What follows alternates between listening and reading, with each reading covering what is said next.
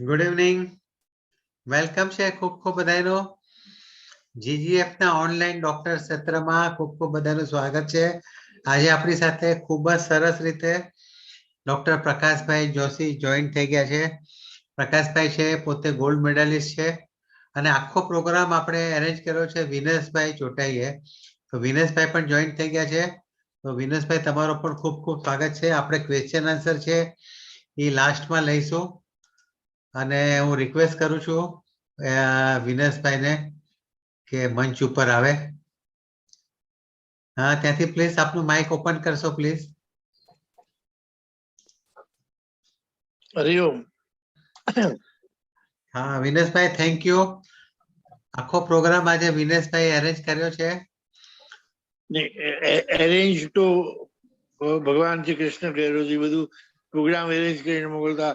એકાદશી આજે છે, મોક્ષદા એકાદશી છે. મોક્ષદા એકાદશીના સર્વને મારા જય શ્રી કૃષ્ણ. અને ગીતાના શ્લોક પ્રમાણે અહમ વૈશ્વાનરો ભૂતા પ્રાણીમાં દેહાસિત પ્રાણ સમાયુક્ત પ્રસામી હું ચતુર્વિધમ. આ જે આપણી પાસે વક્તા છે ને, આયુર્વેદાચાર્ય છે, અને એ જે આપણને સમજાવશે એ આપણી કફની અને બાકીની બધી તકલીફોને પણ દૂર થઈ શકશે. એટલે કફની સાથે બીજી ઘણી બધી તકલીફો અને બહુ સમજવા જેવા વક્તા છે.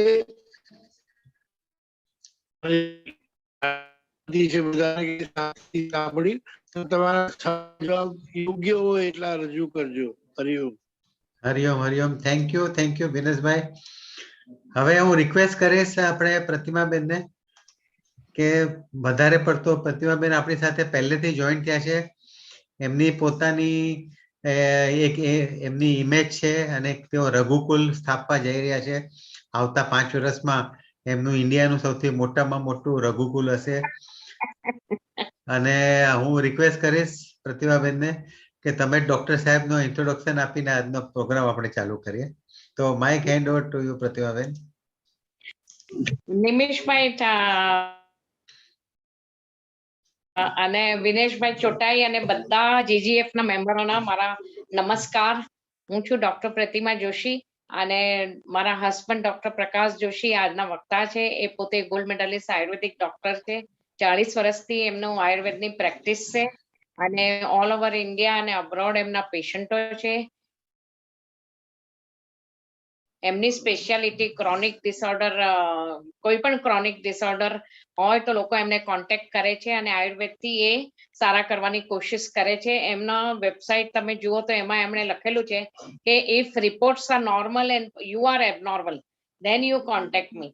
કે રિપોર્ટ્સ તમારા નોર્મલ આવે પણ તમને અનઇઝી ને અનકમ્ફર્ટેબલ ફીલ થતું હોય, તમને લાગે કે મારી બોડી બરાબર કામ નથી કરી રહી, તો Ayurveda comes to your help. અને એ પોતે કોર્પોરેટ લેક્ચર્સ પણ આપે છે અને ઘણી બધી સોશિયલ ક્લબમાં પણ એ ઇન્વાઇટી લેક્ચરર્સ છે. ઓલ ઓવર વર્લ્ડમાં એમણે આયુર્વેદ પર લેક્ચરો આપ્યા છે. તો આજે એમનો ટોપિક છે કફજ પ્રકૃતિ અને 20 ટાઈપ્સ કફજ ડિસઓર્ડર. નિમિષભાઈને ફરીથી હું ધન્યવાદ આપું છું કે નિમિષભાઈ બહુ સારા વક્તાઓને પ્લેટફોર્મ પર લાવીને સામાન્ય એનલાઇટન કરવાની કોશિશ કરે છે. એમણે લોકડાઉન દરમિયાન જે સેવા ચાલુ કરી છે એ સેવા એમની ખૂબ ફલે ફૂલે એવી જ પ્રાર્થના સાથે આપણે આજનો પ્રોગ્રામ ચાલુ કરીએ. ખૂબ ખૂબ ધન્યવાદ. હવે ડોક્ટર પ્રકાશ જોશી એટેન્ડ કરે.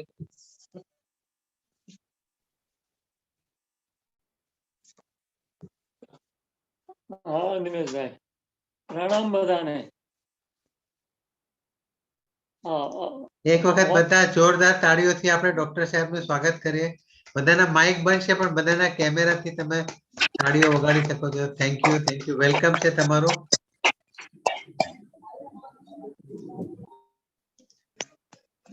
અવાજ નથી. હા હા.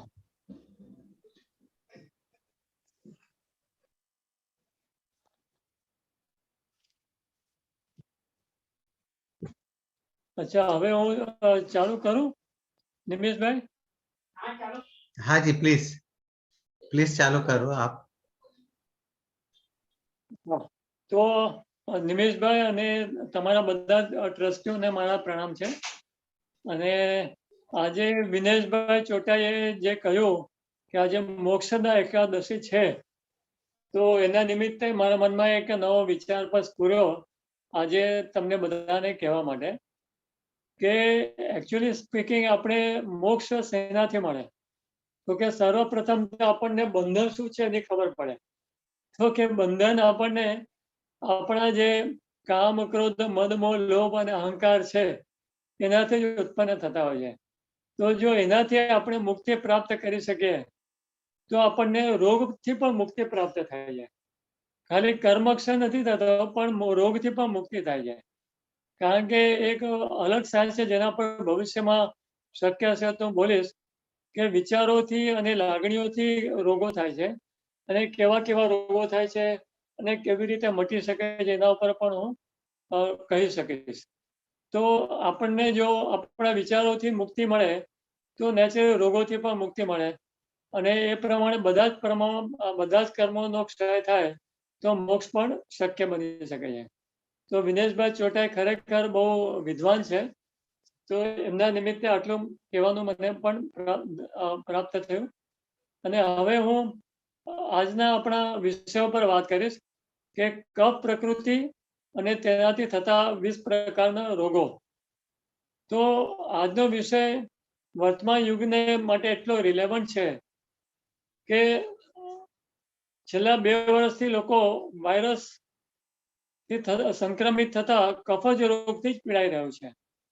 અત્યાર સુધીમાં વિશ્વમાં જેટલા પણ રોગો થયા છે વાયરસથી, તે મોટા ભાગના શ્વસન તંત્રને લગતા રોગો જ થયા છે.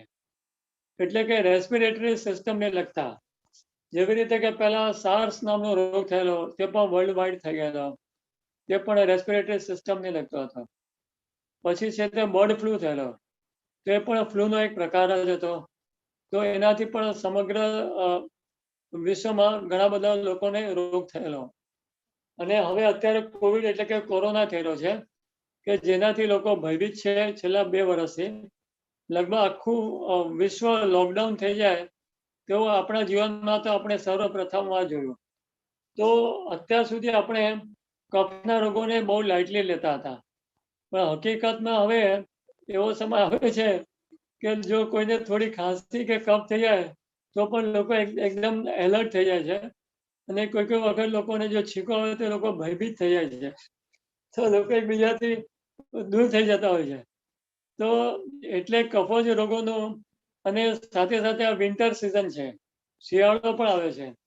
તો એટલે મને થયું કે આપણે આ વિષય પર વિચારીશું તો આપણને કંઈક વિશેષ જ્ઞાનની પ્રાપ્તિ થઈ શકે છે. તમને લોકોને જ્ઞાન આપતા આપતા મને પણ નવા નવા વિચારો પ્રસ્ફુટિત થાય છે. તેથી હું તો એમ જ માનું છું કે આપણે કંઈ પણ બોલીએ તો એમાં આપણા વિચારોનું અને જ્ઞાનનું આદાન પ્રદાન થતું હોય છે. તો સર્વપ્રથમ આપણે કફ પ્રકૃતિના લક્ષણો વિશે વિચારીએ કે જો કોઈ પણ વ્યક્તિ કફ પ્રકૃતિની હોય તો એના લક્ષણો શું હોઈ શકે? તો કે સર્વપ્રથમ તો કફ પ્રકૃતિ વાળી વ્યક્તિની હાઈટ અને બોડી લાર્જ હોય છે, એટલે તેઓ વિશાળ કાયા ધરાવતા હોય છે.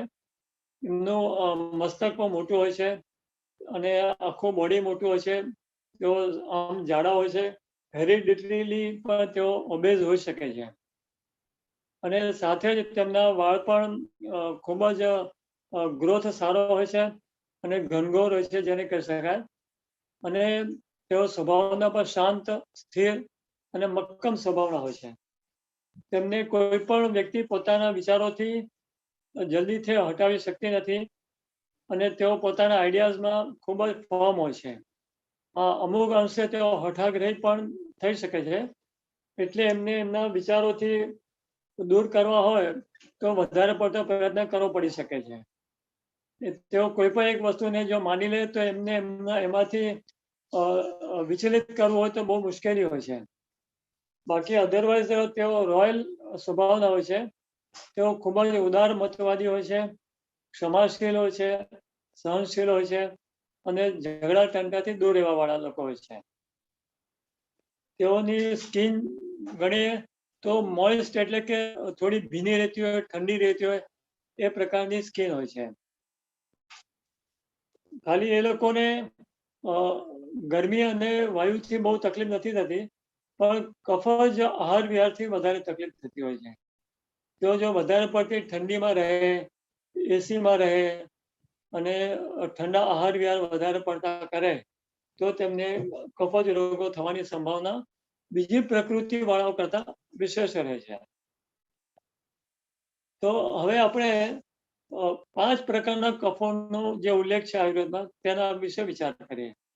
અત્યાર સુધી આપણે પ્રીવિયસ લેક્ચર્સમાં 5 પ્રકારના વાયુ, 5 પ્રકારના પિત્ત અને હવે આપણે 5 પ્રકારના કફ એટલે કે ત્રણેય દોષોનું સંપૂર્ણ વર્ણન આપણે હવે જાણી શકીશું. તો 5 પ્રકારના કફોમાંનો પહેલો કફ છે તર્પક કફ. તો તર્પક કફ એટલે શું કે જે તર્પણ કરે. હવે હું હિન્દીમાં એટલા માટે બોલવા માંગુ છું કે અમુક લોકોની ડિમાન્ડ આવી છે કે આપ હિન્દી में बोलिए, तो बच्चों से जरूर પડશે તો હું ગુજરાતીમાં પણ બોલીશ. तो तर्पक कफ यानी क्या कि तर्पण करना. तर्पण करना यानी क्या कि नर्चर करना, नरिश करना. किसी भी चीज का जब हम नरिशमेंट करते हैं तो उसको बोलते हैं तर्पण करना या संतृप्ति करना या संतर्पण करना. तो इस तरह से जब कोई भी तरल पदार्थ, प्रवाही पदार्थ यानी रसयुक्त पदार्थ होता है तो वो सिर को तर्पण करे तो उसको तर्पक कफ बोलते हैं, क्योंकि तर्पक कफ सिर में रहता है. तो सिर में रहने से वो क्या करता है, सिर में रहकर वो ब्रेन के न्यूरॉन्स को, नर्व्स को, टिश्यूज को और ब्रेन के फंक्शंस को परिचालित करता है. इनको नर्चर भी करता है, नरिश भी करता है. तो इस प्रकार से जो भी कफ यानी कि जो हम लोग अन्न रस ग्रहण करते हैं, ये कफ बनता कैसे है, तो कि हम जो अन्न रस ग्रहण करते हैं उससे 7 प्रकार की धातुएं बनती हैं. तो उसमें सर्वप्रथम धातु होती है वो रस है. तो इसको बोलते हैं रस, रक्त, मांस, मेद, अस्थि, मज्जा और शुक्र. तो ये जो रस होता है उसको विभिन्न प्रकार से मॉडर्न विज्ञान जानता है. जैसे कि प्लाज्मा जो हमारे स्किन के नीचे रहता है वो प्लाज्मा होता है. जैसे कि कभी हमें कोई घाव होता है तो जो सुपरफिशियल घाव होता है तो क्या होता है कि उसमें से पानी निकलता है, तो वो होता है प्लाज्मा का एक प्रकार. तो एक प्लाज्मा होता है. फिर होता है लिम्फ. हमारी बॉडी में लिम्फेटिक सिस्टम होती है और साथ में वो हमारे लोअर जो के आसपास में भी लिम्फ नोड्स होते हैं और साथ में हमारे एक्सिला में भी लिम्फ होते हैं, ग्रोइस में भी लिम्फ नोड्स होते हैं और साथ में चेस्ट में भी लिम्फेटिक सिस्टम होती है. तो ये लिम्फेटिक सिस्टम में एक तरल प्रवाही होता है और उसी को हम विभिन्न प्रकार के कफ का एक स्वरूप समझ सकते हैं. तो ये जो तर्पक कफ है वो यदि कम होता है तो क्या होता है और ज्यादा होता है तो क्या होता है. तो तर्पक कफ का एक तीसरा प्रकार है हॉर्मोन्स. तो हॉर्मोन्स जब सिर में होता है तो नेचुरली ग्लैंड्स को भी वो प्रभावित करता है, उसके परिचालन में भी उसका फंक्शन होता है. तो यदि ये हॉर्मोन्स कम ज्यादा होते हैं तो क्या होता है, जब हॉर्मोन्स इनफैक्ट सम्यक अवस्था में होते हैं तो हमारी मेमोरी अच्छी रहती है, कंसंट्रेशन अच्छा रहता है और इंटेलिजेंस भी बराबर बनी रहती है. लेकिन जब ये हार्मोन्स कम हो जाते हैं, किसी भी प्रकार से इम्बैलेंस हो जाते हैं तो मेमोरी पर इफेक्ट आती है और इंटेलिजेंस भी कम होती है, रिफ्लेक्सेस कम होते हैं और कंसंट्रेशन भी कम होता है. ऐसे कई प्रकार के स्टूडेंट्स भी आते हैं कि जिनको इस प्रकार की तकलीफ होती है और उन लोगों को आयुर्वेदिक दवाइयों से काफ़ी फायदा भी होता है. इसके संदर्भ में मुझे एक केस याद आ रहा है कि जो सुप्रीम कोर्ट के लॉयर की बेटी थी, तो वो करीब 15-17 साल की तो हो गई थी. उसके बावजूद उसके रिफ्लेक्सेस स्लो थे और वो मेंटली चाहिए उतनी ग्रो नहीं हो पा रही थी। तो उसको भी मैंने जब आयुर्वेदिक दवाइयाँ दी उसके प्रकृति समझकर, तो उसको काफ़ी फायदा हो गया था। मतलब कि इतनी बड़ी उम्र में भी आयुर्वेदिक दवाइयों से फायदा हो सकता है। इसके अलावा जब तरपक कफ का क्षय होता है तो बाल रूखे हो जाते हैं, बाल झड़ने लगते हैं और बाल में से फ्लेक्स यानी डैंड्रफ बनने लगती है। तो उसके लिए माइक्रो ऑर्गेनिज्म भी उसमें माने जाते हैं कि वहाँ पर उपस्थित होते हैं, क्योंकि जब वहाँ पर रुक्षता आती है तो किसी न किसी तरह से स्किन डेड होने लगती है। तो स्किन डेड होने के लिए बैक्टीरिया भी एक कारणभूत होते हैं। तो जब ये तर्पक कफ और भी कम हो जाता है तो क्या होता है, क्योंकि हार्मोन्स की कमी होती है, जैसे कि एस्ट्रोजन है, एंड्रोजन है, इस तरह के जो भी अलग अलग फॉलिकुलर स्टिमुलेटिंग हार्मोन है, LH है, ल्यूटिनाइजिंग हार्मोन है, ये सब तर्पक कफ के अंडर ही आते हैं। तो ये जो विभिन्न प्रकार के हार्मोन्स है वो भी जब कम होते हैं तो मेल इनफर्टिलिटी और फीमेल इनफर्टिलिटी भी होती है। कभी कभी एमिनोरिया यानी कि एब्सेंस ऑफ मेंसेस होती है स्त्रियों में।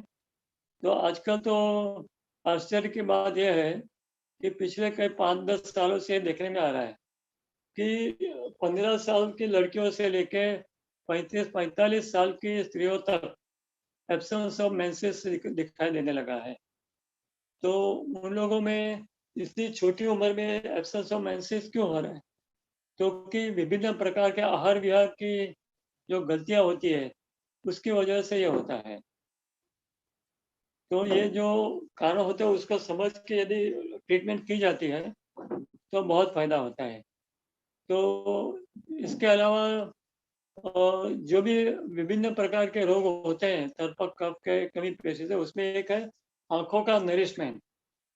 जो आंखों का नरिशमेंट होता है वो भी लैक्रिमल ग्लैंड के अश्रुओं के द्वारा होता है, जिसको हम अश्रु ग्रंथि बोलते हैं।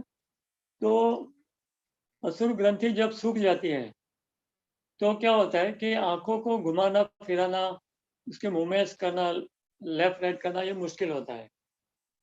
तो ऐसा एक केस कुछ साल पहले आया था मेरे पास कि जिसको जन्म से स्क्विंट आइज तो थी, लेकिन साथ में ये भी था कि उसको आंखें घुमाने में बहुत मुश्किल पड़ती थी। उसको लेफ्ट राइट आंखें घुमानी हो तो नहीं घुमा सकता था, और उसको पूरा चेहरा लेफ्ट राइट करना पड़ता था। तो वो पूरे इंडिया में बड़े बड़े आई स्पेशलिस्ट के पास जाकर आया था, और इसके बाद वो USA भी गया था। तो वहाँ के आई स्पेशलिस्टों ने भी बोला कि इसका कोई कारण हमें नहीं मालूम, शायद किसी प्रकार की ग्लू कम हो तो ऐसा हो सकता है। तो वो लड़का मेरे पास आया था, तो उसने मुझे कहा कि आपके आयुर्वेद में इसका कोई कारण और निवारण आपको पता है क्या? तो मैंने बोला हाँ, हमारे आयुर्वेद में तो इसका कारण निवारण है। तो उसने बोला ये कैसे संभवित है जब अमेरिका के डॉक्टरों को नहीं मालूम? तो मैंने बोला अमेरिका का जो साइंस है वो कुछ समझो 400-500 साल पुराना ही है, जबकि आयुर्वेद 5000 साल से भी ज्यादा पुराना है। तो उन्होंने बोला कि ठीक है, तो अब मुझे अभी 15 दिन की दवाई दीजिए, अगली बार फिर भी मैं एक बुकलेट लेके आऊँगा जो मुझे USA के स्पेशलिस्ट आई स्पेशलिस्ट ने दिया है, तो शायद आपको भी कुछ उसमें नॉलेज मिले तो मेरा भला हो जाए। तो मैंने बोला I don't mind, I am open to all types of knowledge. लेकिन जब वो 15 दिन की दवाई लेने के बाद आया मेरे पास, तो वो बोल रहा था कि अरे आपकी दवाई से मेरी आँखों में थोड़ी नमी आ गई है और थोड़ा-थोड़ा मुझे मूवमेंट में फ़र्क लग रहा है। तो अभी मुझे नहीं लगता है कि मुझे वो बुकलेट आपको दिखानी चाहिए। तो उस दिन वो बुकलेट उसके जेब में थी, पॉकेट में थी, तभी उसने मुझे निकाल कर दिखाई नहीं। तो इस तरह से धीरे-धीरे करके वो कुछ महीनों में ठीक हो गया और उसकी आँखें परफेक्टली नॉर्मल हो गई। तो आयुर्वेद में इस तरह से अननोन डिजीज के मतलब मॉडर्न साइंस के हिसाब से अननोन डिजीज होता है, अननोन इटियोलॉजी होती है, कारण नहीं मालूम होता, खाली लक्षण ही मालूम होते हैं। तो कई रोगों के नाम तो वो लोग ने लक्षण पे रख दिए होते हैं कि जैसे कि dry nerves of the eyes, तो why the nerves are dry that they couldn't make out. तो इस तरह से आयुर्वेद में डीप इंसाइट है। तो आंखों का भी इलाज इस तरह से अच्छी तरह से हो सकता है। अभी इसके बाद मुझे एक और केस याद आ रहा है कि जिसको बार बार कफ हो रहा था, और वो लड़की थी सर्जन, एमएस हुई थी, और वो दिल्ली में अपोलो हॉस्पिटल में काम करती थी। तो उसको बार बार साइनस होता था, लेकिन उसके और मेरे चेकअप करने के बाद भी मालूम पड़ा कि न तो फ्रंटल साइनस में कोई कफ हो रहा था, न तो मैक्सिलरी साइनस हो रहा था, न टेम्पोरल साइनस में हो रहा था, फिर भी उसको कफ बार बार हो रहा था। तो मैंने ये निदान किया कि आपको इथमोइडल साइनस, यानी कि जो यहाँ नाक के पीछे साइनस होता है उसमें कफ होता है, तो उसकी वजह से वो उसको बार बार कफ हो रहा था, और साथ में उसकी इम्यूनिटी भी कम थी। तो इस तरह से कारण समझ के उसका निवारण भी किया गया, और वो कम्प्लीटली ठीक हो गई। इस तरह से मॉडर्न मेडिसिन के लोगों को भी आयुर्वेद से काफी फायदा हो रहा है। तो इसके बाद हम तर्पक कफ के बारे में थोड़ा बहुत जान लिया। अभी हम जानेंगे दूसरा, बोधक कफ। तो बोधक कफ का नाम है बोध होना। तो बोध किस चीज का होता है? क्योंकि हमें स्वाद का बोध होता है, क्योंकि ये बोधक कफ मुख में रहता है, जबान में रहता है, मुख को नमी वाला यानी मॉइस्ट करके रखता है। हमारे जो ग्लैंड्स होते हैं लोअर जॉज में, उसको भी मॉइस्ट करके रखता है। तो जब भी इसमें कमी पेशी आती है तो स्वाद में हमें कमी पेशी मालूम पड़ती है।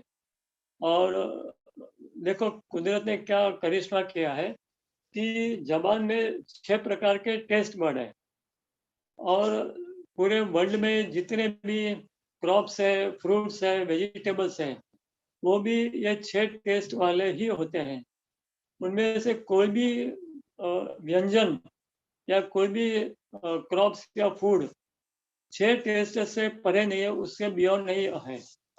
तो ये कितना सुपर फाइन सामंजस्य है, यानी कि रिजेम्बलेंस है कि मदर नेचर में ये हमारे जबान से 6 टेस्ट ही हमें मालूम पड़ते हैं, और पूरे वर्ल्ड में उसके बियॉन्ड कोई भी टेस्ट का कोई भी फूड नहीं हो सकता।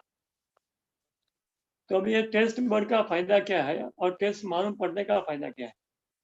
कि जैसे हमें कोई भी प्रकार का टेस्ट मालूम पड़ता है, तो उससे मुंह में सलाइवेशन होता है, लार बनने लगती है, तो उससे खुराक का पाचन मुंह से ही चालू हो जाता है। तो ये सलाइवरी ग्लैंड इससे एक्टिवेट हो जाती है, और इससे हमें अलग अलग प्रकार के जो एंजाइम्स हैं वो सीक्रेट होने में मदद मिलती है। तो इस प्रकार से बोधक कफ का हमें फायदा मिलता है। लेकिन जब ये बोधक कफ बढ़ जाता है तो क्या होता है? और पहले तो हम ये जानेंगे बोधक कफ बढ़ता क्यों है। क्योंकि जब हम जरूरत से ज्यादा कफज आहार विहार करते हैं, जरूरत से ज्यादा ठंडा खाने खाते पीते हैं, और कभी कभी ये विंटर सीजन में भी मैंने देखा कि लोग आइसक्रीम पार्लर में जाके आइसक्रीम खाते हैं। तो कुछ लोगों को सूट होता होगा, जिन लोगों की प्रकृति पित्त प्रकृति होती होगी। लेकिन फिर भी कई लोग ऐसे आते हैं मेरे पास कि हमने ऐसा आइसक्रीम खाया, उसके बाद खांसी हो गई, और वो खांसी ठीक ही नहीं हो रही है। कभी कभी तो 1-1 साल पुरानी खांसी वाले लोग आते हैं हमारे पास, और उसके बावजूद हमने आयुर्वेद से उनको ठीक किया है। तो जो लोग विंटर सीजन में या मानसून सीजन में ठंडे आहार विहार ज्यादा करते हैं, और बनाना और दही जैसी चीजें भी ज्यादा खाते हैं, तो उन लोगों को इस प्रकार से कफज रोग होने की संभावना ज्यादा होती है। तो इस प्रकार से बोधक कफ जब कम हो जाता है, आई मीन बढ़ जाता है, तो लिम्फेटिक सिस्टम पर भी इफेक्ट आती है। तो यहाँ पर जो लिम्फेटिक ग्लैंड्स होती है लोअर जॉज में, वो भी कभी कभी बढ़ जाती है, और वो जरूरत से ज्यादा बढ़ जाए तो उसमें ट्यूबरक्लोसिस की भी संभावना हो जाती है। तो बीच में एक केस आया था मेरे पास कि जो बहुत बड़ा इंडस्ट्रियलिस्ट है, और उसको हमेशा एसी में रहने की आदत थी। अरे कुछ लोग तो आजकल घर में भी एसी चालू रखते हैं, सुबह को भी, रात को रात भर भी एसी चालू रखते हैं, फिर गाड़ी में भी एसी होता है, फिर ऑफिस में भी एसी होता है। तो ये कलयुग में आश्चर्य की बात यह है कि सब तरह के लोग, मतलब इवन यहाँ तक कि स्कूल में और कॉलेज में भी आजकल तो एसी होता है। तो नेचुरली हम लोग कफज रोगों की तरफ प्रोननेस हमारी बढ़ जाती है, हमारी इम्यूनिटी घट घट जाती है। तो वो जो इंडस्ट्रियलिस्ट था, उसका उसने जो न्यूक्लियर पैथोलॉजिकल लैब में जाकर उसने चेक करवाया था, क्योंकि उसको गले में दर्द हो रहा था। तो उससे ये प्रतीत हुआ कि उसको वो जो लिम्फेटिक ग्लैंड थी वो बढ़ गई थी और उसमें गांठें हो गई थी। तो उसने डर के मारे मुझे फ़ोन किया कि एलोपैथी में तो ये लोग स्ट्रॉन्ग एंटीबायोटिक देंगे, तो एक चीज़ अच्छी भी हो सकती है, दूसरी खराब भी हो सकती है। तो आपके आयुर्वेद में इसका इलाज है क्या? तो मैंने बोला ज़रूर है, आप आ जाइए, आप ठीक हो जाओगे। तो उनको चेक करने के बाद मैंने देखा कि काफ़ी ग्लैंड जो सूजी हुई थी, तो फिर भी हमने जब आयुर्वेद से इलाज किया तो कुछ महीनों में वो भाई साहब ठीक हो गए। तो इस तरह से बोधक कफ बढ़ जाने से इस तरह से तकलीफें होती है। अभी इसके अलावा कभी-कभी क्या होता है कि जो ये थायराइड ग्लैंड है, थायराइड ग्लैंड कर में भी जब बोधक कफ कम हो जाता है, तो उसका सिक्रेशन कम हो जाता है, थायरोक्सिन कम हो जाता है। तो आजकल हाइपोथायरॉयडिज्म इसकी वजह से बढ़ गया है। तो ये बोधक कफ कम कम होने का एक फर्टिलाइजर और पेस्टिसाइड भी है। तो ज़रूरत से ज़्यादा केमिकल वाला खाने के बजाय यदि हम ऑर्गेनिक फूड खा सकते हैं, तो काफ़ी सारी बीमारियां दूर हो सकती हैं। अभी एक केस और भी याद आ रहा है कि जब बोधक कफ बढ़ जाता है, तो कभी-कभी छींकें बहुत आती है। तो अमेरिका से एक केस ऐसा आया था कि जिसको दिन भर की 100-150 छींकें आती थी और वो व्यक्ति अपने आप को सिंगर बताती थी।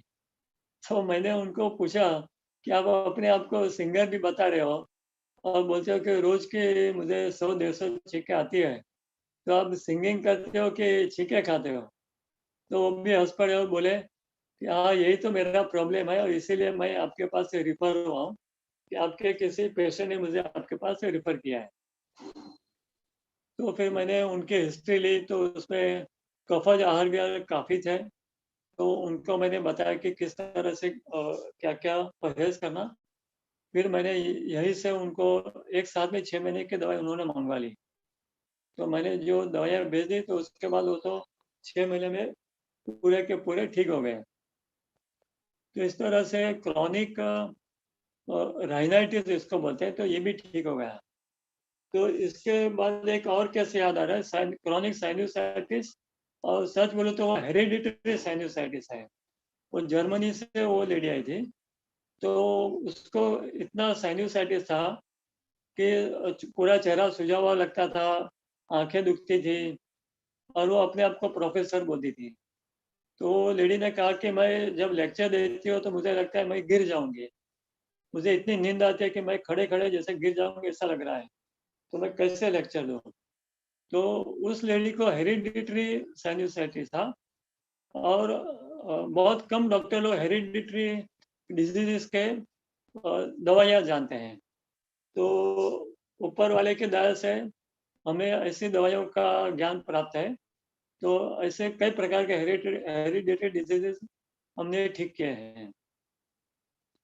तो इस लेडी को भी हमने कुछ महीने दवाइयाँ दी, तो उसका वो क्रॉनिक साइनोसाइटिस भी ठीक हो गया। तो इस तरह से अभी हम आगे बढ़ते हैं तीसरे प्रकार के कफ के बारे में जानने के लिए, जिसका नाम है अवलंबक कफ। तो ये अवलंबक कफ कहाँ रहता है? तो कि ये चेस्ट में रहता है, लंग्स में रहता है। लंग्स के जो ग्रेप्स जैसे एल्वियोलाई नाम के जो स्ट्रक्चर्स हैं, उसमें रहता है, श्वसन तंत्र में रहता है इन शॉर्ट। तो ये क्या करता है, तो कि चेस्ट को, हार्ट के मसल्स को, लंग्स को, सबको परिपोषित करता है। लेकिन जब भी थोड़ी बहुत खांसी आती हो, थोड़ा बहुत कफ होता है, तो हम लोग या ज्यादातर लोग केमिकल बेस्ड मेडिसिन ले लेते हैं। तो उससे क्या होता है कि वो कफ सूख जाता है। जब सूख जाता है तो धीरे धीरे करके फिर जब जब वो उनको उसको स्टिमुलेंट्स मिलते हैं, जैसे कि एलर्जी बोलते हैं। एलर्जी कोई रोग नहीं है, वो एक स्टिमुलेंट जब पैदा होते हैं तब उसको एलर्जी बोलते हैं। कैसे? क्योंकि किसी को डस्ट से खांसी आने लगती है, सांस लेने में तकलीफ होती है, छींकें आती है, किसी को दुर्गंध से होती है, किसी को सुगंधों से भी एलर्जी होती है। तो ये विभिन्न प्रकार की एलर्जी सबको तकलीफ नहीं देती है, किसी किसी को देती है। तो इसका कारण क्या है? क्योंकि जिन लोगों ने केमिकल बेस्ड मेडिसिन लेकर लंग्स में कफ को सुखा दिया होता है, तो उसको ये बाहर के जो एलर्जन आते हैं उससे वो अंदर का कफ स्टिमुलेट होता है। तो स्टिमुलेट होने से फिर वो पिघलने लगता है, तो उससे वो खांसी आके बाहर आने की कोशिश करता है। तो इस तरह से ये तकलीफें बढ़ जाती हैं। तो इसीलिए कहा जाता है कि शुरू से आयुर्वेदिक दवाइयाँ लीजिए तो आपको ये कोई भी रोग दबेगा नहीं, सप्रेस नहीं होगा, वो ठीक हो जाएगा।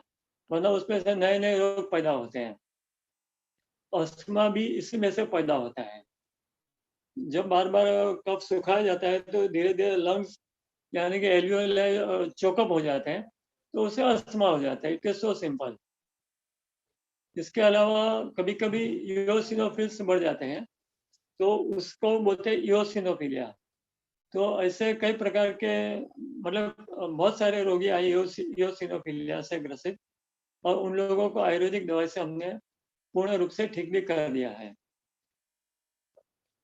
तो इस प्रकार से हमें आहार विहार में ध्यान रखना चाहिए, नहीं तो कोई भी प्रकार का कफ हमें तकलीफ दे सकता है।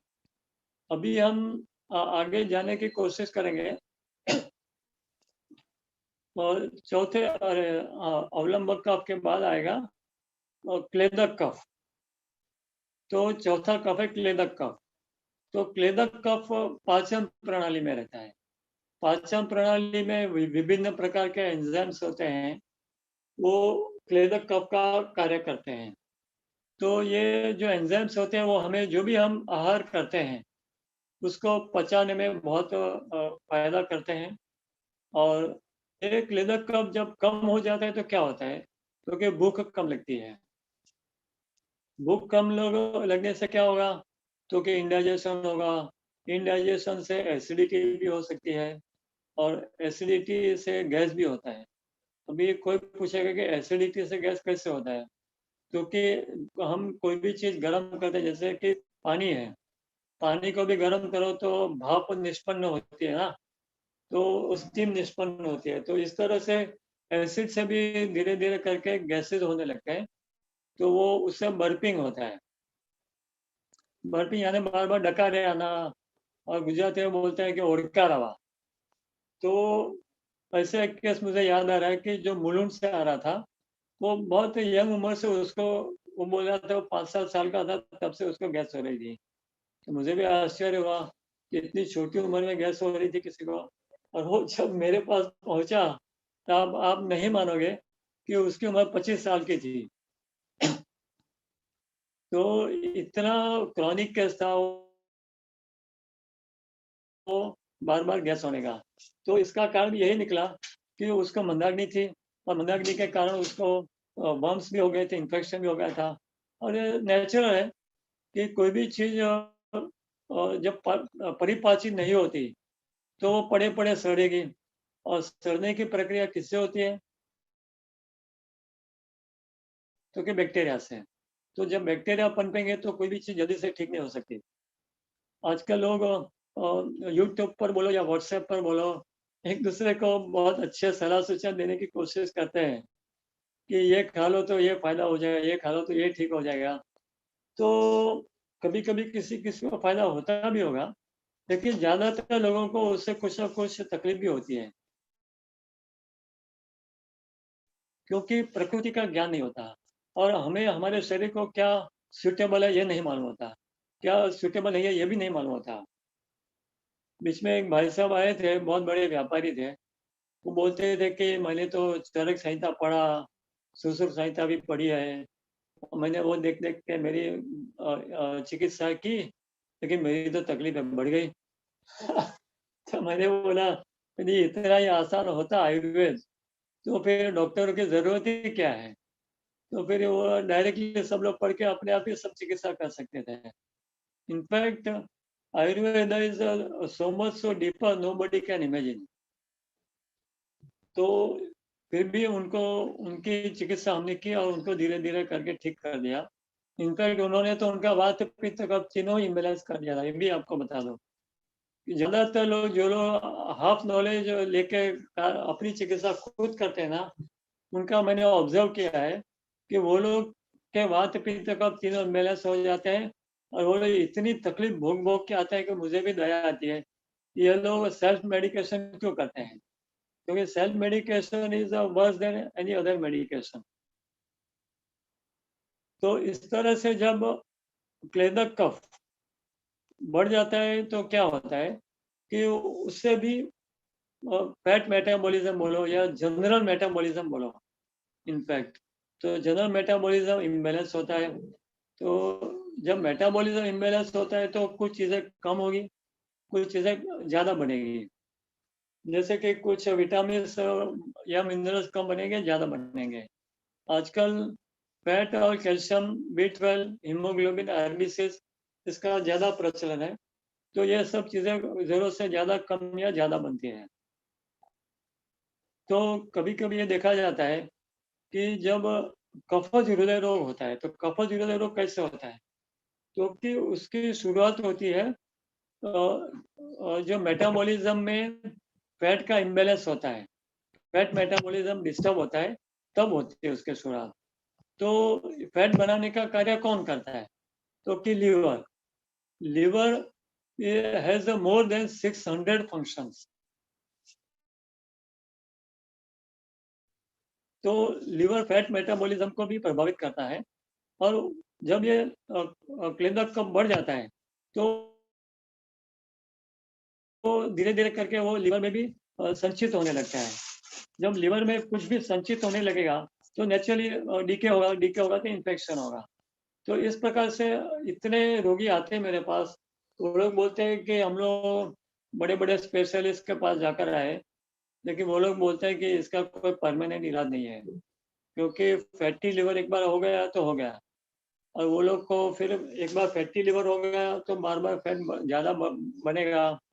तो उससे क्या होता है कि वो फैट धीरे धीरे करके छोटी अंतड़ियों की स्किन के द्वारा यानी इंटेस्टिनल स्किन के द्वारा एब्सॉर्ब होकर ब्लड में चला जाता है। तो ये फैट धीरे धीरे करके ब्लड में सिर से लेकर पैर तक घूमने लगता है और जहाँ जहाँ भी उसकी डिपोजिट होती है वहाँ वहाँ तकलीफ होती है। तो किसी किसी को हार्ट की तरफ हो जाता है, तो कोलेस्ट्रॉल हो जाता है, LDL VLDL बढ़ जाते हैं और कुछ केसेस में ब्लॉकेजेस हो जाते हैं। और कभी कभी कोरोनरी आर्टरी में कैल्शियम डिपॉजिट भी मैंने देखा है। मेरे पास फैट डिपॉजिट वाले लोग तो आते ही है कोरोनरी आर्टरी में, लेकिन एक केस ऐसे में आया था कि जिसके कोरोनरी आर्टरी में कैल्शियम भी डिपॉजिट था। तो इस तरह से कैल्शियम का भी मेटाबॉलिज्म डिस्टर्ब होता है। तो कभी कभी कैल्शियम ज़्यादा भी बनता है, कभी कभी कम भी बनता है। तो ज़्यादा बनता है तो वो कैल्शियम भी डिपॉजिट हो जाता है, तो ये भी तकलीफ होती है। तो सर्जनों ने उस व्यक्ति को सर्जरी करने से भी मना कर दी थी, क्योंकि उनको लगा कि हम कुछ उसको निकाले जाएंगे और कहीं वो कैल्शियम आगे चला गया, पेनेट्रेट कर दिया तो मर जाएगा आदमी। तो ऐसे व्यक्ति को भी हमने आयुर्वेदिक दवा से ठीक किया है। तो आयुर्वेद में ये भी ख्याल था कि किस तरह से मेटाबॉलिज्म डिस्टर्ब होता है। अभी आपकी जानकारी के लिए सिर्फ बता दूं कि मैंने मेरा BMS फर्स्ट डिग्री पास की थी और जस्ट मैं इंटर्नशिप कर रहा था। उस दौरान मैंने इंटरनेशनल मेडिकल कॉन्फ्रेंस में लेक्चर दिया था, रिसर्च बेस्ड लेक्चर था। उस वक्त मैंने कहा था कि most of the disorders are based on faulty metabolism और मेटाबॉलिज्म। तो उस वक्त अमेरिका के भी कई डॉक्टर्स थे, फॉरेन के भी कई डॉक्टर्स थे। तो मेरे लेक्चर के बाद वो मुझे पूछ रहे हैं कि how do relate most of the disorders with the metabolism, we can understand this, would you let us know how do you understand this. तो ये बात है 1981 की। तो ये ख्याल मैंने 1981 में प्रचलित किया था, जो कि पिछले करीब 10-15 साल पहले साइंटिस्टों को, डॉक्टर को समझ में आया कि yes, most of the disorders are based on faulty metabolism. अब ये हार्ट डिजीज हो, डायबिटीज हो, और भी कई रोगों को वो लोग मेटाबॉलिक डिसऑर्डर बोल रहे हैं। तो ये चीज तो हमें हजारों साल पहले से आयुर्वेद में लिखी हुई है और हमें मालूम है। तो इस प्रकार से जो कोलेस्ट्रॉल बढ़ने के बाद कैल्शियम भी बढ़ता है, ये भी सब होता है। तो ये मेटाबॉलिज्म को ठीक कैसे किया जा सकता है, क्योंकि पहले तो उसके कारणों को समझना पड़ता है। तो हमारी जो लाइफस्टाइल होती है, हमारा आहार विहार होता है, ये सब समझना पड़ता है, उसको इम्प्रूव करना पड़ता है। फिर जो दवाइयाँ देते हैं तो परमानेंटली ठीक हो जाता है। तो ये जो फैटी लिवर है वो रिकरेंट भी होता है। तो ऐसे रिकरेंट फैटी लिवर वाले भी आते हैं और उनको भी हमने कंप्लीटली और परमानेंटली ठीक किया है। तो इसके अलावा कभी कभी हम लोग जो रिच फूड खाते हैं, फैटी फूड खाते हैं, ज़्यादा बटर चीज़ खाते हैं और कोल्ड फूड भी खाते हैं। तो कोल्ड फूड होने से, मंदाग्नि होने से भी नेचुरली मेटाबॉलिज्म स्लो हो जाएगा, स्लगिश हो जाएगा। तो और ऑयली फूड भी खाते हैं। तो इस प्रकार से जो भी कफ वर्धक आहार विहार हम करते हैं, तो उससे विभिन्न प्रकार के रोग होते हैं। तो इसको ठीक करने के लिए हमें हर तरह से हमारा फूड और लाइफस्टाइल इंप्रूव करना अनिवार्य है। और इसके बाद हम जानने की कोशिश करेंगे कि जो ये डाइजेस्टिव सिस्टम है, उसमें ये क्लेदक कब यदि आगे बढ़ जाता है तो क्या होता है। क्योंकि लेडीज लोगों में कभी कभी रिप्रोडक्टिव सिस्टम में ये क्लेदक कफ प्रविष्ट हो जाता है, और कभी कभी यूरिनरी सिस्टम में भी उसका प्रवेश हो जाता है। तो ये क्लेदक कफ म्यूकस के फॉर्म में होता है। तो ये म्यूकस जब जहाँ भी जाता है तो खुजली पैदा करता है। तो कई लेडीज बोलती है कि उनको ऐसे पार्ट यूरिनरी सेक्शन में खुजली आती है, बार बार यूटीआई होता है, और किसी किसी को श्वेत प्रदर हो जाता है, ल्यूकोरिया हो जाता है। तो मेरे पास 5 से 15 साल पुराने ल्यूकोरिया के केसेस भी आ चुके हैं, और वो लोग विभिन्न प्रकार की चिकित्सा प्रणालियों का आश्रय लेके आए होते हैं, फिर भी उनको ठीक नहीं हुआ होता। और मालिक की कृपा कहो, गुरुदेव की कृपा हो कहो, कि उन लोगों को हमने आयुर्वेदिक दवाई से पूर्ण रूप से हमेशा के लिए ठीक कर सके हैं। तो ये जो श्वेत प्रदर वगैरह रोग होता है, तो ये जो म्यूकस के कारण होता है, तो म्यूकस में कभी कभी इन्फेक्शन भी हो जाता है। तो इसलिए जो इन्फेक्शन होता है उसको भी ठीक करना पड़ता है, तब जाके यह पूरी तरह से ठीक हो सकता है। तो अभी हम क्लेदक कफ के बारे में अच्छी तरह से जान सके हैं। तो अभी हम जानेंगे, ट्राई करेंगे श्लेष्मक कफ के बारे में। तो ये श्लेष्मक कफ कहाँ होता है, क्योंकि हमारा जो जॉइंट्स है छोटे बड़े, तो छोटे बड़े जॉइंट्स में ल्यूब्रिकेशन करने का काम श्लेष्मक कफ करता है। तो ये ल्यूब्रिकेशन से क्या होता है कि हमें जो भी मूवमेंट्स करते हैं हाथ पैर की, उंगलियों की, उसमें काफ़ी फ्लेक्सिबिलिटी मालूम पड़ती है। फिर जब भी ये श्लेष्मक कफ सूख जाता है तो क्या होता है कि तो हमें मूवमेंट्स में तकलीफ होती है, सिर हिलाने में भी, मतलब कभी कभी मेरे पास आते हैं आजकल सर्वाइकल वर्टेब्रा के दर्द वाले लोग बहुत आते हैं। वो लोग बोलते हैं स्पॉन्डिलाइटिस हो गया, सर्वाइकल स्पॉन्डिलाइटिस। लेकिन कभी कभी वो स्पॉन्डिलाइटिस तो ऊपर, मतलब सुपरफिशियल डायग्नोसिस होता है। कई बार उसमें ये श्लेष्मक कफ की कमी पेशी भी होती है, तो वो भी हमें सप्लीमेंट करना पड़ता है, तब जाके वहाँ की जो कार्टिलेजिनस टिश्यू है उसको सप्लीमेंटेशन की जरूरत होती है। अभी मॉडर्न परिभाषा में बताता हूँ कि कार्टिलेजिनस टिश्यू होता है, उसकी जो गद्दी होती है वो घिस जाती है, तो घिसने का मतलब क्या हुआ कि वहां पर श्लेष्मक कफ की कमी हो गई, तो वो हम सप्लीमेंट करते हैं तो वो लोग ठीक हो जाते हैं। और दूसरा कि कभी कभी जहाँ पर वैक्यूम पैदा हो जाता है, मतलब कि कहीं से भी श्लेष्मक कफ कम हो गया किसी भी जॉइंट्स में से, तो वहां पर वायु का प्रवेश हो जाएगा, तो वो संधिवात हो जाता है। लेकिन जब ये संधिवात क्रॉनिक हो जाता है तो धीरे धीरे करके क्या होता है कि श्लेष्मक कफ कभी कभी बढ़ भी जाता है। यदि हम कफ जन्य आहार विहार ज्यादा करने लगे तो श्लेष्मक कफ कम होने के बजाय बढ़ जाता है। तो ये बढ़ते बढ़ते फिर क्या होता है कि जॉइंट्स पे सूजन आ जाती है, और उसको क्या बोलते हैं, रूमेटॉइड आर्थराइटिस। तो मेरे पास ऐसे भी केसेस आते हैं कि जिनको 10-10 साल से हाथ पैर की उंगलियां मुड़ गई हो, रसोई नहीं कर सकते हो, तो उन लोगों को भी मैंने ठीक किया है। तो एक लेडीज का हस्बैंड तो बेचारा मुझे धन्यवाद देने आया था। वो बोल रहा था कि आपने मेरी वाइफ को ठीक कर दिया, उसको 7-8 साल से उंगलियां टेढ़ी थी, पैर भी टेढ़े मेढ़े थे, तो वो रसोई भी नहीं कर सकती थी। इनफैक्ट मेरे को रसोई घर में हाजिर रहना पड़ता था, मुझे रसोई करनी पड़ती थी। तो अभी आपने मेरा छुटकारा करवाया है, तो आपको धन्यवाद बोले को स्पेशली आया हूँ मैं। तो इस तरह से भी होता है। इसके अलावा सोलापुर से भी एक ऐसी लेडी आई थी कि जिसको संपूर्ण शरीर में दर्द होता था, सिर से लेकर पैर तक। और आश्चर्य की बात कहूँ तो कि वो पंचकर्म भी ले चुके थे। वहां पर सोलापुर में पर मंथ 10,000 का खर्चा वो कर रही थी, उसके बावजूद उसको एक टके का फायदा नहीं था। ये एक बड़े आश्चर्य की बात है।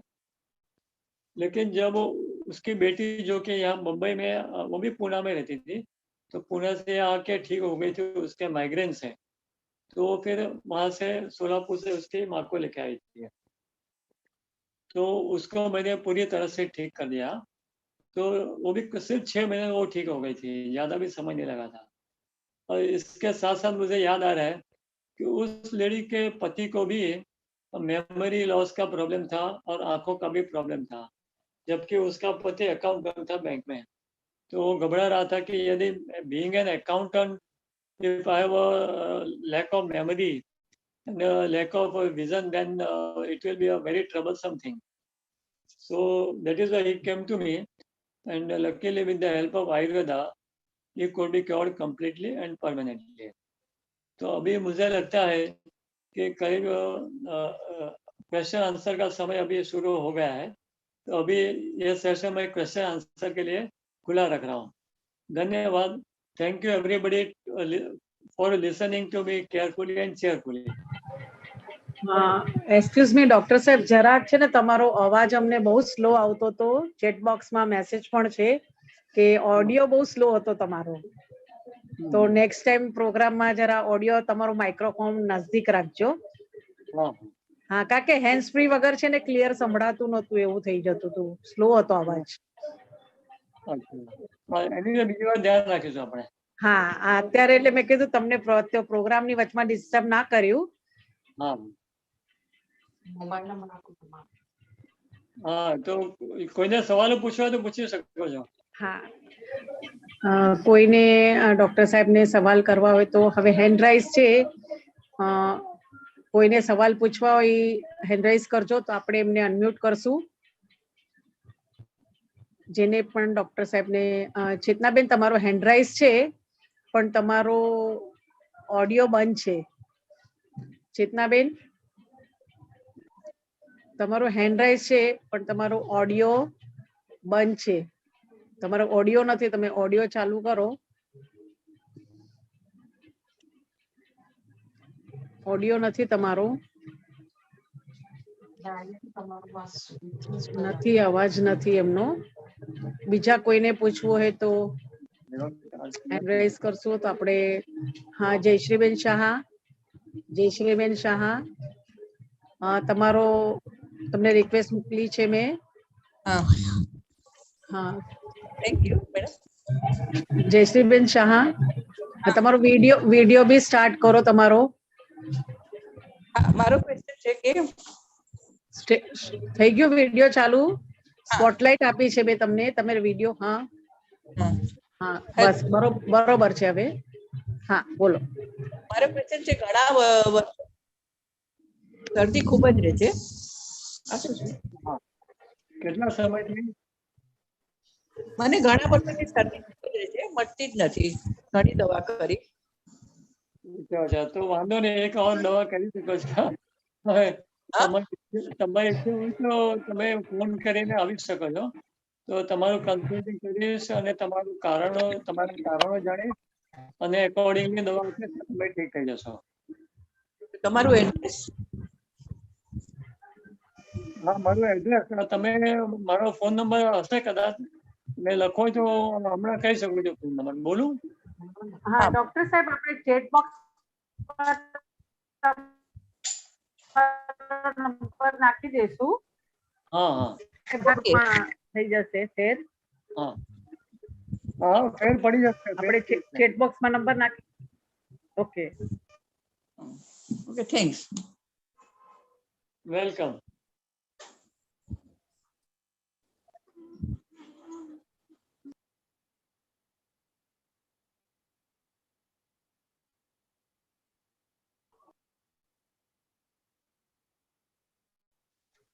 સુરેશભાઈ,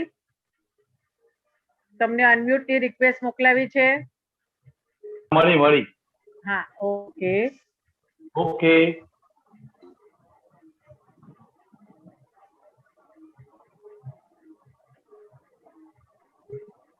હેલો.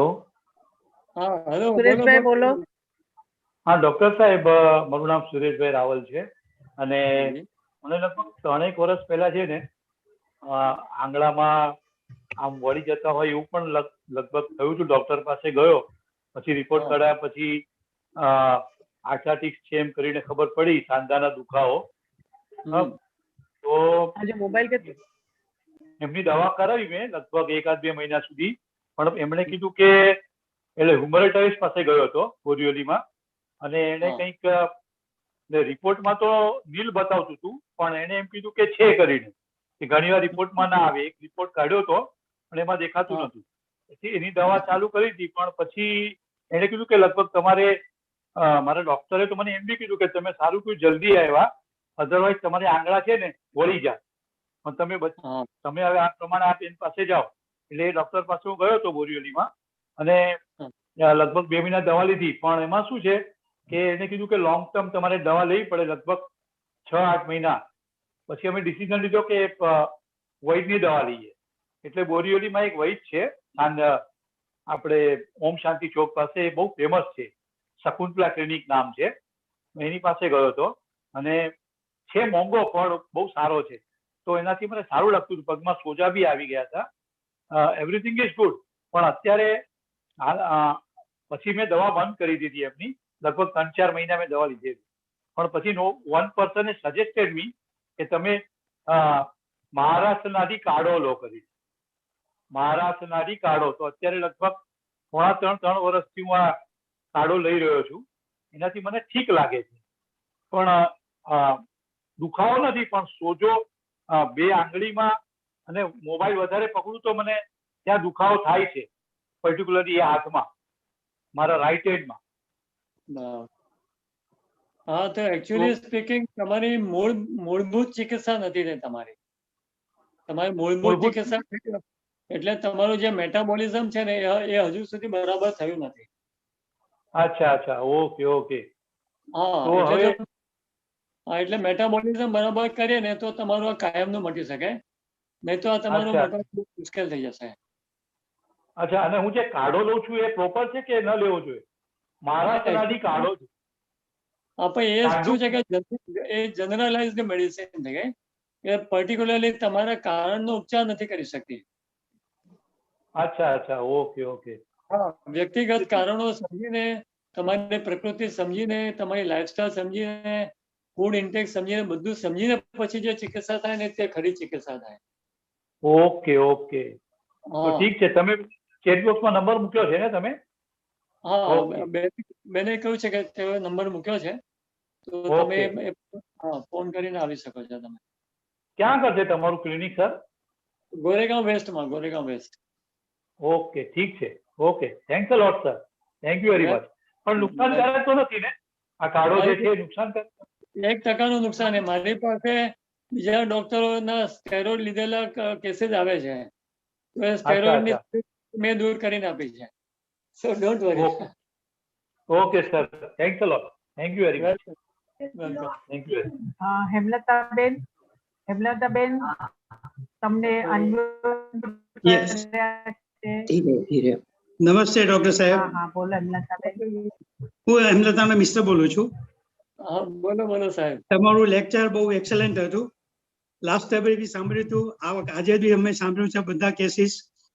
વોર્ડ વાઇઝ તમે કેસીસ રિપેર કરો છો અને ભગવાન તમને હજુ સારી એ કરે એવી પ્રાર્થના છે.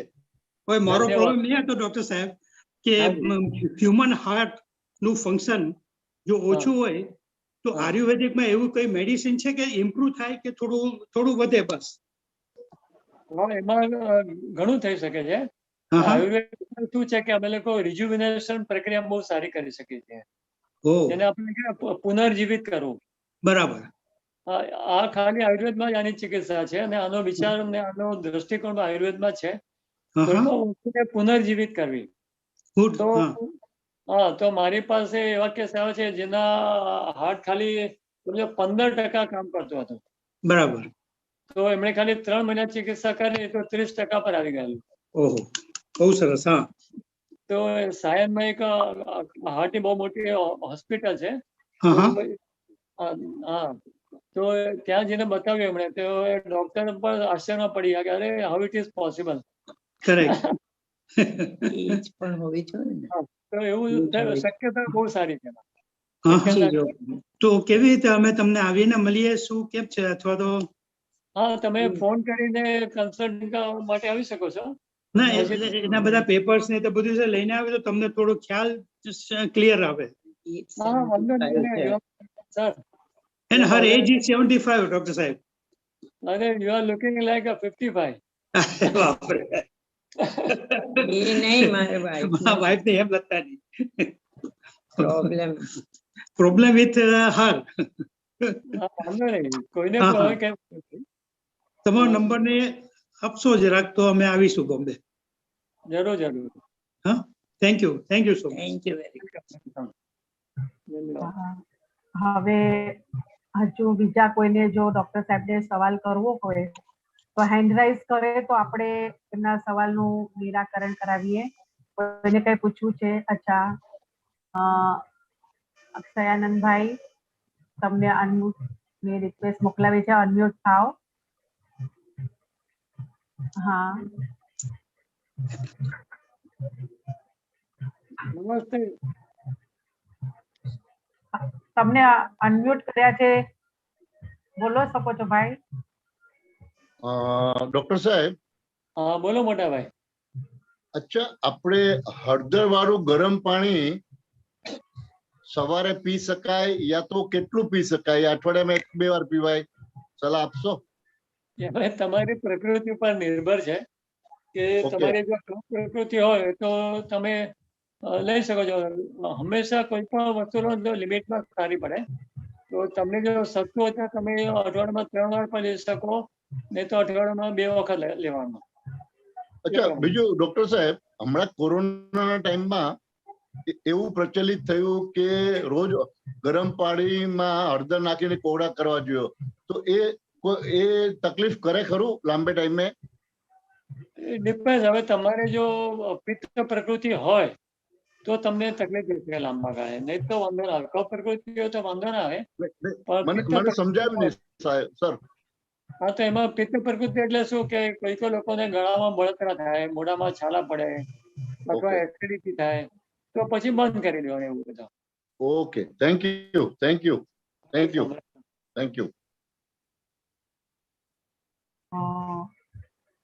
બીજા કોઈને કઈ સવાલ કરવો હોય તો આપણે હેન્ડ રાઇઝ કરો તો ખબર પડે. હેન્ડ રાઇઝ કરો.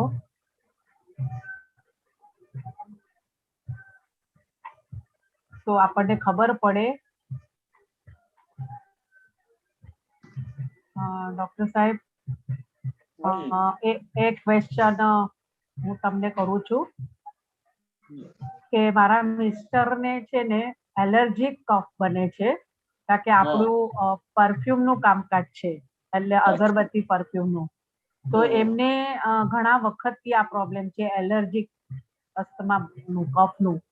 તો ઘણી બધી ટ્રીટમેન્ટ કરીએ ને ત્યાં સુધી સારું લાગે, જેવી ટ્રીટમેન્ટ બંધ કરીએ એટલે પાછો એ પ્રોબ્લેમ કફ છૂટો થઈને બહાર આવી જાય છે, કફ એમને બહાર નીકળી જાય છે, અંદર નથી રહેતો, પણ બોડીમાં કફ વધારે પડતો બને છે નોર્મલ કરતા. તો કોઈએ કે હળદર ને મધનો ને આદુનો ને પ્રયોગ, તો ઈ એમને સૂટ થાય ખરો? ડોક્ટર સાહેબ અવાજ નથી આવતો. હા, કટ થાય છે અવાજ તમારો. મારો અવાજ સંભળાય છે ને તમને? હા, અવાજ કટ થાય છે તમારો. આવે છે ને મારો? હા, તમારો અવાજ આવે છે. હા, પણ તમારો, હા હવે આવ્યો, બરોબર હવે આવ્યો તમારો.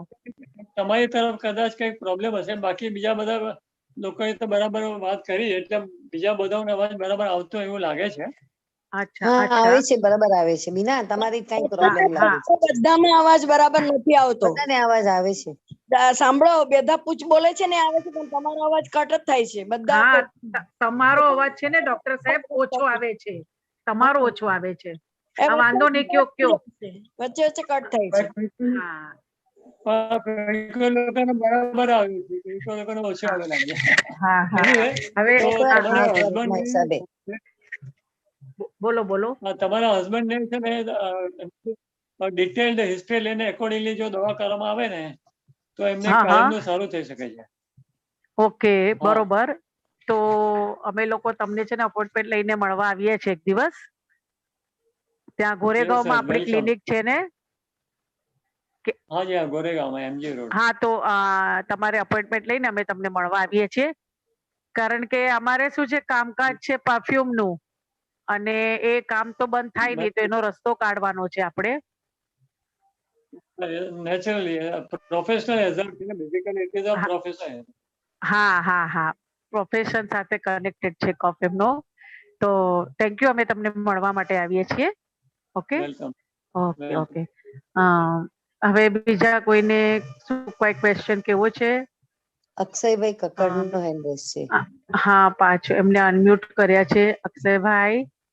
ડોક્ટર સાહેબ, એક વધુ પ્રશ્ન, કોમન પ્રશ્ન છે કે કોરોનાના જે 1.5-2 વર્ષ થયા, એમાં ઘણા લોકો સવારના ગરમ પાણીમાં અડધું યા 1 લીંબુ નાખીને પીતા હોય છે.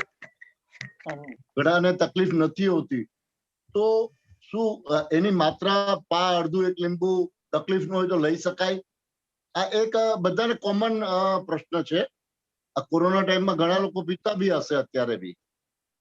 એકચ્યુઅલી સ્પીકિંગ, એમાં પણ પ્રકૃતિ સમજીને લેવું વધારે યોગ્ય ગણાય છે, કારણ કે મારી પાસે કેસ એવા આવ્યા છે કે જે લોકોએ સતત લીંબુ પીપી કર્યું ને તો આખા શરીરના સાંધાઓ પકડાઈ ગયા. ઓકે. હા, એટલે જેને સૂટ થતું હોય તેઓ લઈ શકે છે. બાકી આમ કોમનલી કહે તો 1/4 લીંબુ લો ને તો ત્યાં સુધી બને ત્યાં સુધી તો વાંધો ના આવવો જોઈએ, પણ જેને વાયુ પ્રકૃતિ હોય ને તેના સાંધા પકડાઈ જાય, એટલે એવા લોકોએ લીંબુ ને બદલે પછી બીજું કંઈક લેવું જોઈએ. Okay, thank you, thank you, thank you.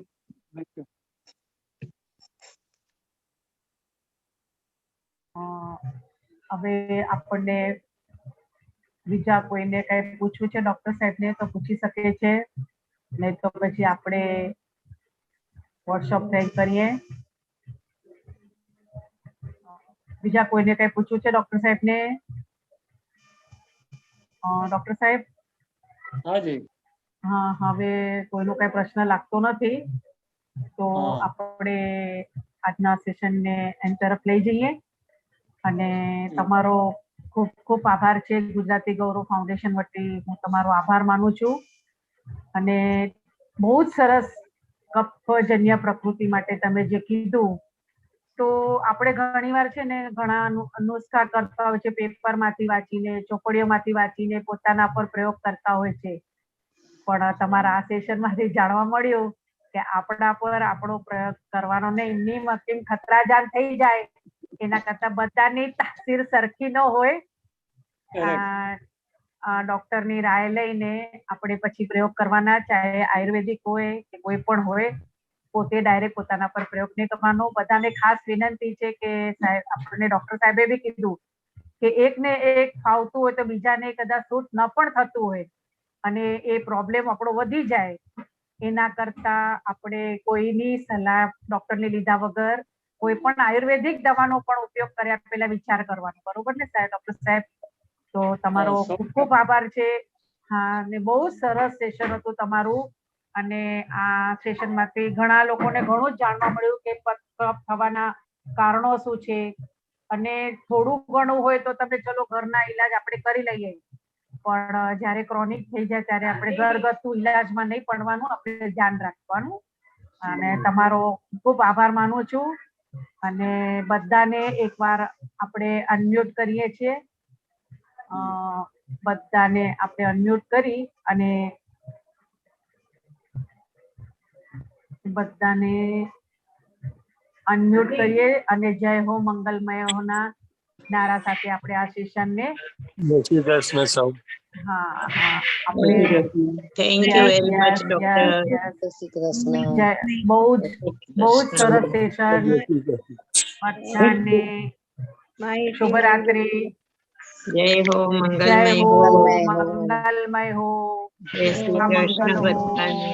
सबका मंगल. થેન્ક યુ ડોક્ટર સાહેબ, thank you. Thank you very much. Thank thank you. Doctor સાહેબ, હવે આ સેશન એન્ડ કરવાની પરમિશન લઉં છું તમારા પાસેથી. ધન્યવાદ. જય શ્રી કૃષ્ણ. આવી રીતે આવતા રહો ડોક્ટર સાહેબ તમે. જય હો. હા, શું કીધું? આ રીતે આવતા સેશનમાં આપતા રહ્યો. તમારા ડોક્ટર સાહેબ એવી રીતે કહે છે કે તમે આવતા રહ્યો અને માહિતી આપતા રહ્યો. માહિતી મળે. જરૂર હા જરૂર જરૂર જરૂર. હા હા વધારે મહત્વના વિષયો પર લેક્ચર આપવા આવીશ. હા, ખરેખર ડોક્ટર સાહેબ, હરેક વખતે આ વખતે કફજન્ય પ્રકૃતિ કીધી તો આપણે આવતા વખતે કંઈક નવો વિષય પર ટોપિક પર ચર્ચા કરીએ તો આપણને જાણવા મળે છે. ખરેખર. હવે ડોક્ટર સાહેબ, હું તમારી પરમિશન લઉં છું સેશન એન્ડ કરવાની. આજના ટોપિક ખરેખર સરસ હતા. બહુ જ સરસ હતું. વેરી જય હો. નાઇસ. જય